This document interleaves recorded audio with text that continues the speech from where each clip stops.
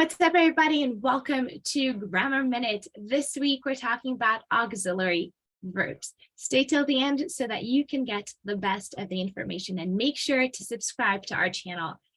Before we get started, I want to let you know that the Prezi presentation, I didn't make it. It comes from Prezi, and as always, you will have the link down below. So, again, auxiliary verbs, or also known as modal verbs. Auxiliary verbs, they are also called helping verbs. They are used with the main verb to create compound verb forms. So basically, in every sentence, we have a main verb or the action that is happening in that sentence.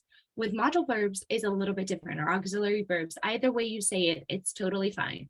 All right, so the auxiliary verbs, they are there to help that main verb. So they're not the main verb, they just help that main verb. So auxiliary verb may be followed by one or two or even three other verbs. And these verbs are used to affirm in affirmative statements, in negative statements, and in questions. So basically you can use them anywhere, right? You can use them in positive statements, you can use them in negative statements, you can use them in questions, you can use them in basically anything. And our main three auxiliary verbs are be, do, and have, right? So this is what we see here, be, do, and have.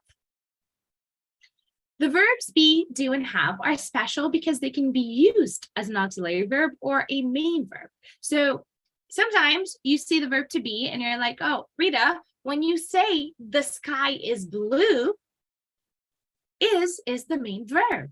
So how can it both be a helping verb and an auxiliary and a main verb?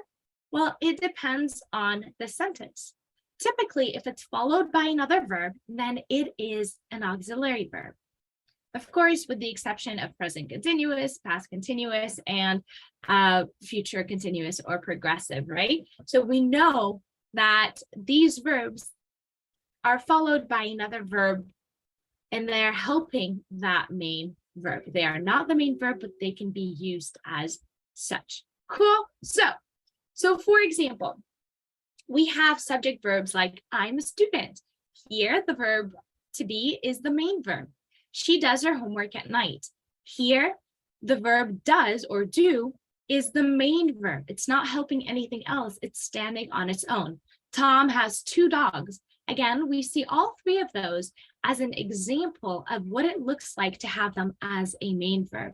But you have to remember that they can also be used as an auxiliary verb. Let's keep going. All right, so modal verbs are also called, or auxiliary verbs are also called modal verbs or modal auxiliaries or simple modals, but these verbs are a subcategory of auxiliary verbs, which means they cannot be used without a main verb, okay? So unlike the first three that we saw, those three can stand on their own. However, these ones cannot. The other ones can be used as a main verb. These ones cannot be used as a main verb. These are verbs like can, could, may, might, shall, should, will, would, must, and ought. For example, you may be thinking, okay, well, I use will in the future. Will in that case is a helping verb. I will go to the movies. Will is helping go. Okay, so go is the main verb. And again, in all of these, pause the video if you need to write them down, but in all of these, they cannot stand by themselves. I can go, right?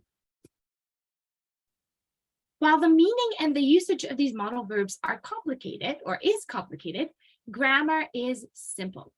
So modal verbs are not conjugated.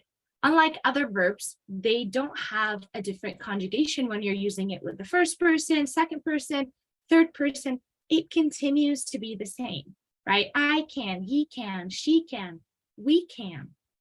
It's always the same. I could, he could, she could, we could.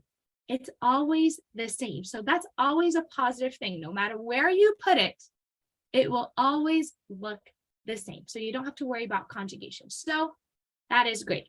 And all modal verbs must be followed by a main verb in the base form except for ought, which is followed by an infinitive. So we're gonna dissect that in a second. Okay, so again, auxiliary verbs, they need to be in front of one or two or three main verbs. Typically, it's one. That one verb is in base form, which means it's not conjugated, which means that if I say, you know, that for first person singular, I can say I go. But if I'm talking about third person singular, I say he goes. So the conjugation changes. However, the base form of the verb is go. So when there's an auxiliary verb, the main verb remains in the base form. He can go. We're not saying he can goes, we're saying he can go, because the verb that follows that auxiliary verb has to be in the base form. Ought to is another auxiliary verb that cannot stand on its own. And ought to, instead of it being followed by the base form, so ought go, we can't do that. We have to put it in the infinitive form, which means we add a to in front of it. I ought to go. Hopefully that makes a little bit sense as we continue.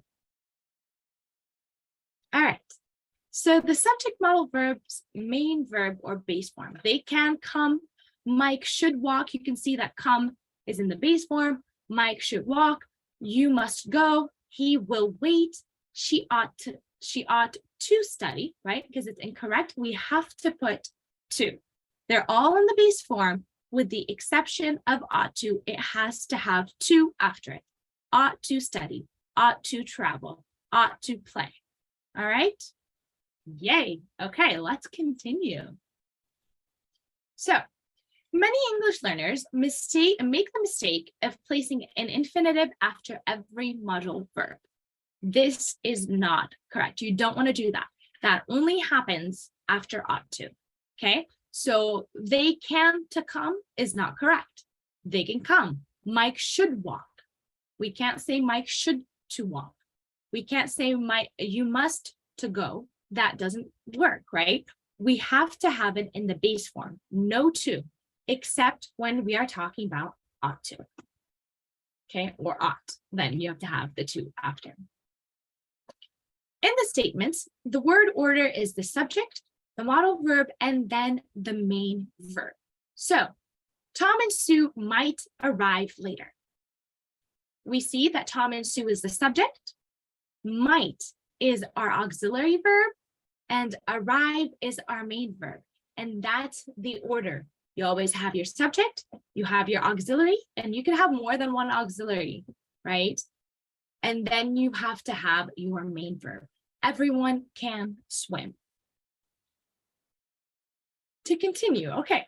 So in questions, the order changes to the modal verb, then the subject, then the main verb. Here are some examples with yes or no questions.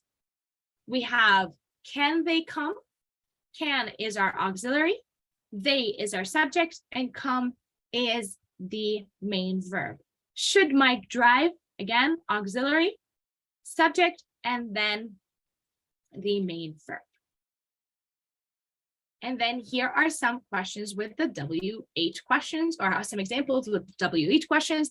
And WH questions are who, what, where, when, why, and how. They are the questions that begin with either the W or the H, okay?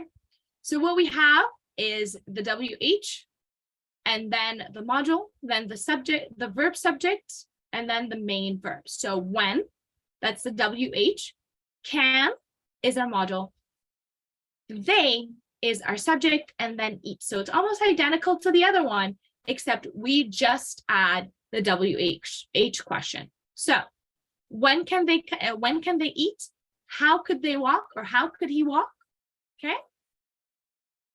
When forming a negative statement, the negative adverb not is placed between the modal verb and the main verb. So You must not disturb the baby. You must not disturb the baby. So we have the subject, we have the auxiliary, we have not, and then we have the main verb. So not goes between the subject and, not goes between the auxiliary and the main verb. They should not drive at night. All right, so that's it for this week's video. Thank you so much for watching along. Again, make sure to subscribe to my channel, and I will be more than happy to answer any of your questions.